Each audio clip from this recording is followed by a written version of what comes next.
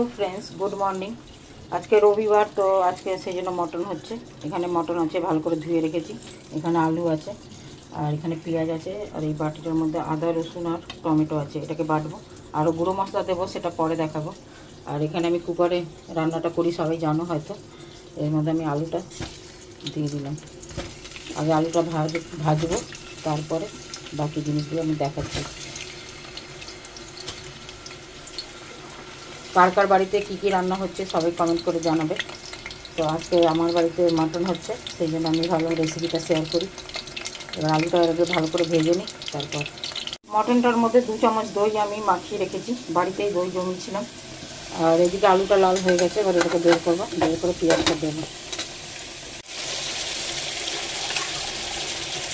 পেঁয়াজটা দিয়েছি তেলের মধ্যে, এখানে আলুটা বের করে নিয়েছি। এবার পেঁয়াজটাকে লাল করবো, তারপরে মটনটা দেবো।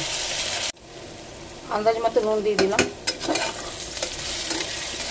এবার মটনটা দিয়ে দেবো।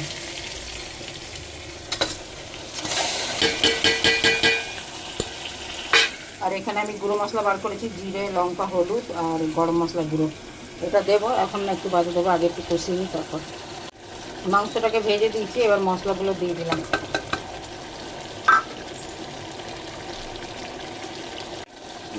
এবার মিক্সিতে যেটা বেটেছিলাম আদা রসুন 2-3টে কাঁচা লঙ্কা আর টমেটো এবার দিয়ে দিলাম। এবারে ভালো করে এটাকে ঢাকা দিয়ে কষাবো।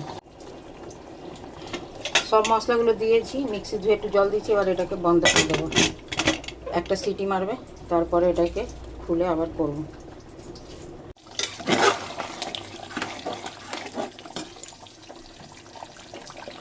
ঢাকনাটা খুলে দিয়েছি, এবার এটাকে কষাবো, জলটা শুকিয়ে যাবে, তারপরে আবার জল দেবো, তাহলে কষানোটা হয়ে যাবে।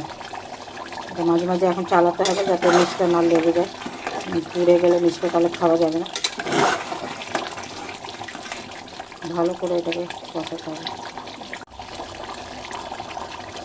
আলুটাও দিয়ে দিলাম একেবারে, কেন আলুটা সেদ্ধ হতে টাইম লাগবে। এরকমভাবে চালাতে হবে বারবার।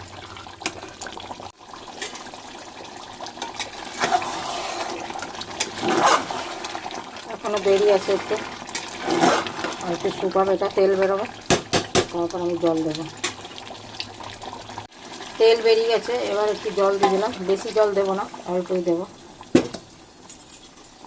এবার এটা কুকারটা বন্ধ করে দেবো, একটা সিটি মারলে এটা হয়ে যাবে। এভাবে কারা কারা রান্না করো সবাই কমেন্ট করে জানাবে। আমার রান্না কার কেমন লাগে সবাই কমেন্ট করে বলবে।